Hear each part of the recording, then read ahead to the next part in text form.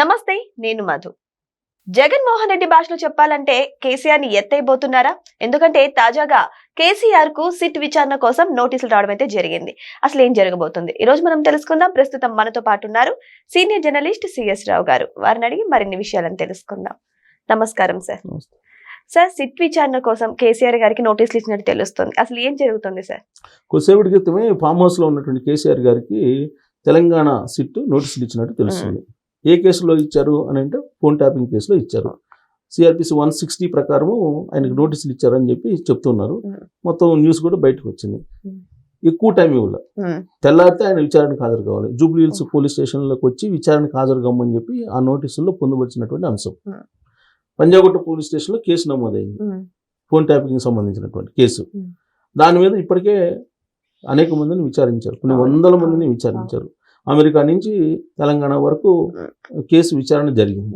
America నుంచి అని ఎందుకు అనుకున్నానంటే ఎస్ఐబి ప్రభాకర్ రావు గారు అమెరికాలో ఉన్నారు. అమెరికా నుంచి ఆయన తీసుకురావడానికి దాదాపుగా సంవత్సరం పట్టింది. అంటే తెలంగాణ సిట్ ఎంత పకడ్బందీగా ఈ కేసును విచారిస్తుంది అని చెప్పి చెప్పడానికి ఒక ఉదాహరణ. ఆ తర్వాత రాధాకిషన్రావు అని ఇట్లా రావులు అనేక మంది ఉన్నారు. తెలమ సామాజిక వర్గం, కేసీఆర్ గారి సామాజిక వర్గానికి సంబంధించినటువంటి వాళ్ళు ఆ ఎస్ఐబిలో మొత్తం వాళ్లే పెట్టుకున్నారు.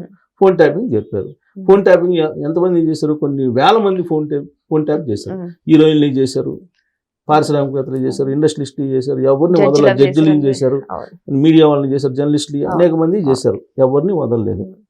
అయితే దీని మీద ఇన్వెస్టిగేషన్ జరిగితే అధికారులు ఏం చెప్పారంటే ఈ సిబ్బంది వాళ్ళ విచారణలో వాళ్ళ వాంగ్మూలంలో వాళ్ళని వాళ్ళు XYZ చెప్తే మేము చేసామని చెప్పారు.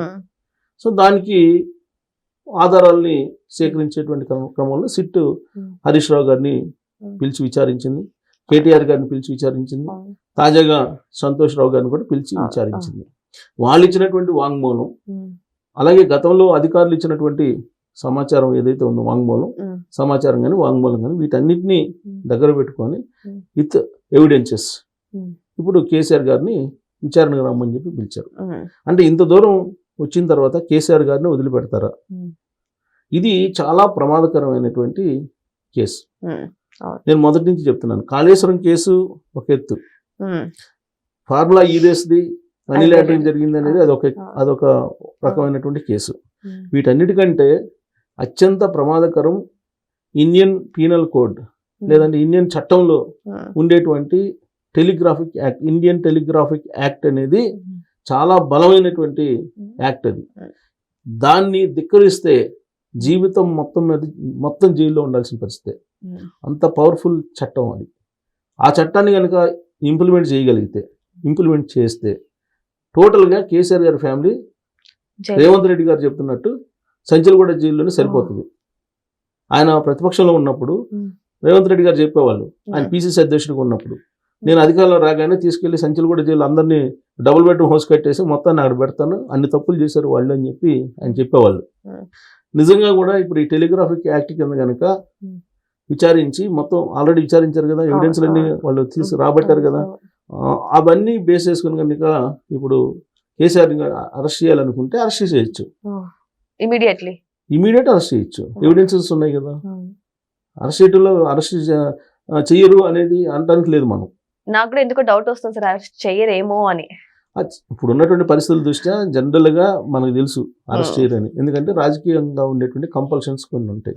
ఈ రాజకీయ కంపల్షన్స్ లో జగన్మోహన్ రెడ్డి గారు ఎవిడెన్స్ తోటి దొరికినా, కేసీఆర్ గారు ఎవిడెన్స్ తోటి దొరికినా, లేదంటే ఇతరత్ర ఎవరు దొరికినా అంత ఈజీగా వాళ్ళని అరెస్ట్ చేయరు. అరెస్ట్ చేసినా కానీ బెయిల్ మీద బయటకు వచ్చి రావడానికి అవకాశం ఉన్నటువంటి విధంగా ఉంటాయి. ఇప్పుడు ఎగ్జాంపుల్ చెప్తాను, ఒక 2 కేసులు తాజా అందరికి తెలిసినటువంటి కేసులో తీసుకుందాం. మనం కోడికత్తి కేసు ఉంది. కోడికత్తి సీను జైల్లో ఉన్నాడు. బాధితుడు ఒక్కరోజు కూడా కోర్టుకు హాజరు కాలేదు. మరి ఎందుకు హాజరు కాలేదు బాధితుడు? హాజరు కాకపోతే కోర్టులు ఏం చేసినాయి, వ్యవస్థలు ఏం చేసినాయి? లాస్ట్కి వాళ్ళ ఫ్యామిలీ మొత్తం వచ్చేసి అక్కడ తాడేపల్లి హౌస్కి వచ్చేసి మీరు ఒక్కసారి అటెండ్ కాండి, మా వాడికి బెయిల్ వస్తుందని చెప్పి ధర్నా చేసే పరిస్థితికి వచ్చింది వాళ్ళ ఫ్యామిలీ, కోడికత్తి సీన్ ఫ్యామిలీ. మరి అలా అదే వేరే వాళ్ళైతే ఆ విధంగా వదిలిపెడతారా? ఇప్పుడు నా కేసే ఉందండి, నా మీద ఒక కేసు పెట్టారు. ఇప్పుడు నాకు నెలకు ఒకసారి నాకు ఫోన్లు వస్తుంటాయి, మీరు కోర్టుకు అటెండ్ కానీ లేదంటే నాన్ బెయిలబుల్ Action వారెంట్ తీసుకుంటాం. ఇష్యూ చేస్తాం అవును. అని చెప్పి మేము పోయి అటెండ్ అయ్యి వస్తున్నాం. అవును. మరి ఇప్పుడు 13 సంవత్సరాల నుంచి బెయిల్ మీద ఉన్నారు ఉమ్. జగన్మోహన్ రెడ్డి గారు. వ్యక్తిగత హాజరు నుంచి మినహాయింపు పొందారు ఇప్పుడు అధికారంలో ఉన్నప్పుడు. అధికారం పోయి 2 సంవత్సరాలు అవుతుంది. ఉమ్. మరి వ్యక్తిగత హాజరుకి రమ్మని చెప్పి పిలుస్తున్నారా? ఎందుకు పిలవట్లేదు? ఉమ్. అదే వేరే వాళ్ళని అయితే ఉమ్. పిలవకుండా ఉంటారా? ఉండరు, యాక్షన్ సో తీసుకుంటారు. కాబట్టి చట్టం ఇండియాలో చట్టం అనేది కొందరికి మాత్రమే, అవును. అందరికీ కాదు, అవును. ఒక్కొక్కరికి ఒక్కో రకంగా ఉంటుంది అనే దానికి కొన్ని ఉదాహరణలు అవును. ఇవన్నీ కూడా. ఇప్పుడు కేసీఆర్ గారు ఇప్పుడు ఫార్ములా ఉమ్. ఈ ఈ ఫార్ములా కార్ ఈ కార్ రేస్ రేస్ ఉంది, ఉంది. అవును. అది మనీ లాండరింగ్ జరిగిందని అవును. చెప్పేసి కేసు పెట్టారు. దానికి సంబంధించి ఎవిడెన్స్ అంతా అరవింద్ అని ఐఏఎస్ వీళ్ళందరినీ పిలిచి విచారించారు. అవును. ఎవిడెన్స్ ఉందని చెప్పి అన్నారు. రేపు వీళ్ళని అరెస్ట్ అన్నారు. ఇన్స్టిట్యూట్ పోలీసులు మోహరించారు. 1-2 రోజులు ఉమ్. అరెస్ట్ అవుతారు అని చెప్పేసి అనుకున్నారు కేటీఆర్ గారు. ఉమ్. అరెస్ట్ ఎక్కడయ్యారు? ఉమ్. కాలేదు కదా. అవును. సో కాబట్టి ఒక్కొక్కరికి ఒక్కొక్క చట్టం, ఒక్కొక్కరికి ఒక్కొక్క వ్యవస్థలు ఒక్కొక్కరికి ఒక్కొక్క రకంగా పనిచేస్తాయి. ఇప్పుడు కేటీఆర్ గారు మొన్న విచారణకు హాజరయ్యారు. ఉమ్. హాజరయ్యి బయటకు వచ్చేమన్నారు, నేనే వాళ్ళని ఇన్వెస్టిగేషన్ Questions, చేశాను, అవును, నేనే క్వశ్చన్ అడిగాను అని అవును, చెప్పి అన్నారు. అవును. ఇప్పుడు మామూలు పీపుల్ ఎవరైనా కానీ అలా చెప్పగలరా? నేనే క్వశ్చన్ వేసిన వాళ్ళని అసలు అంటారా? అనరు సార్. మరి ఇండియాలో మనం ఎక్కడున్నాం, మన వ్యవస్థలు ఎక్కడున్నాయి, ఉమ్. మన హక్కులు ఏమైపోతున్నాయి ఉమ్. అని అంటే మన హక్కులు మొత్తం ఇలాంటి వాళ్ళ చేతిలో ఉంటాయి, ఉమ్. పైనుంచి కింద దాకా. Hmm. సో కాబట్టి కేసీఆర్ గారిని అరెస్ట్ చేస్తారా అని అంటే అంత ఈజీ అయితే కాదు. అవును. ఆయన అంటే అరెస్ట్ చేస్తే ఏదో అయిపోదు, ఉమ్. కానీ పొలిటికల్ కంపల్షన్స్, ఉమ్. ఢిల్లీ నుంచి గల్లీ దాకా పొలిటికల్ కంపల్షన్స్. ఉమ్. పొలిటికల్ కంపల్షన్స్ లేకపోతే చట్టం తన పని తాను చేసుకుని పోనిస్తే ఉమ్. చట్టాన్ని ఉమ్.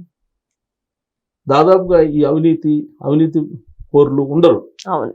లేదంటే ఫోన్ ట్యాపింగ్ సంబంధించి ఆల్రెడీ ఫోన్ ట్యాపింగ్ జరిగిందని అందరికీ తెలుసు. అవును. 14 మంది జడ్జెస్ ని ఫోన్ ట్యాపింగ్ చేస్తే వాళ్ళు ఏం చేయలేకపోతున్నారు. అవును. వాళ్ళకి తెలుసుగా, జడ్జెస్ మరి ఫోన్ ట్యాపింగ్ జరిగిందని వాళ్ళకి తెలుసు కదా. ఉమ్. ప్లస్ అధికారం కోల్పోయిన తర్వాత రిజల్ట్ వచ్చిన తర్వాత రేవంత్ రెడ్డి గారు ప్రమాణ స్వీకారం చేయడానికి ఒక 4 రోజుల గ్యాప్ లో తీసుకెళ్లి మూసీ నదిలో ఈ మొత్తం పడేసిన సంగతి అందరికీ తెలుసు కదా. కానీ సొంత కూతురు చెప్తుంది కదా సార్ ఫోన్ ట్యాపింగ్ జరిగింది అని. ఫోన్ ట్యాపింగ్ చేసింది ఆవిడే చెప్తున్నారు కదా. అవును. సొంత అల్లుండే నమ్మలేదు, ఈ అవును. దుర్మార్గులు అని చెప్పి ఆవిడే చెప్తున్నారు కదా. అవును. అసలు ఫోన్ ట్యాపింగ్ జరిగింది, ఫోన్ ట్యాపింగ్ జరిగిందని అందరూ చెప్తున్నారు, జరగలేదని ఎవరు అంటలా. అవును. మరి ఇంత ఎవిడెన్స్ నుండి ఉమ్. మరి అరెస్ట్ అవుతారంటే మొత్తం అయితే నోటీసులు అయితే పంపించారు. అవును. నోటీసులు పంపించారు కాబట్టి రేపు విచారణకి అయితే రమ్మంటారు. ఉమ్. ఇప్పుడు విచారణ రమ్మన్న తర్వాత ఏం చేస్తారు? ఉమ్. ఇప్పుడు ఆల్రెడీ కాళేశ్వరం కేసుని విచారించారు ఇలానే. అవును. కాళేశ్వరం కేసులో దాంట్లో కూడా ఈయన విచారణకు హాజరయ్యారు. హాజరైన తర్వాత దాన్ని తీసుకెళ్లి సిబిఐకి అప్పచెప్పారు. అవును. సిబిఐ ఏం చేస్తుందో ఎవరికి తెలియదు. ఉమ్. ఒకసారి సిబిఐకి వెళ్ళిందని అంటే అది ఇక కోల్డ్ స్టోరేజ్లో పడినట్టే. ఉమ్. ఎందుకంటే మనం ఆంధ్రప్రదేశ్లో చూస్తున్నాం కాబట్టి. అవును. సో ఇక్కడ కూడా ఇప్పుడు కేసీఆర్ గారిని రేపు పిలుస్తారు. ఉమ్.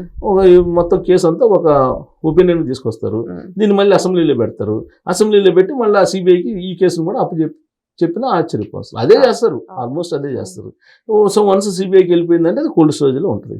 ఉమ్. ఆ కోల్డ్ స్టోరేజ్లో పెడతారు వాళ్ళు. రాజకీయంగా వాళ్ళకి ఏం కావాలో చేయించుకుంటారు. ఆల్మోస్ట్ అదే ఇంకా ఆ పనిలో ఉంటారు. ఒకసారి ఏదన్నా కొంచెం అటు ఇటు జరిగినప్పుడు ఈ మళ్ళీ కోల్డ్ స్టోరేజ్ నుంచి ఒక పేపర్ బయటకు తీసుకొస్తారు. అవును. మళ్ళీ ఇది కామన్ మనం చూస్తున్నాం కదా కొన్ని సంవత్సరాలుగా. అవును. సో కాబట్టి వ్యవస్థలకి ఉమ్. మనం కట్టుబడి ఉండాలి కాబట్టి ఉండాల్సిందే తప్పితే ఉమ్. వ్యవస్థల్ని ప్రశ్నించేటువంటి వాళ్ళని అసలు బతకనివ్వట్లేదు కదా. అవును.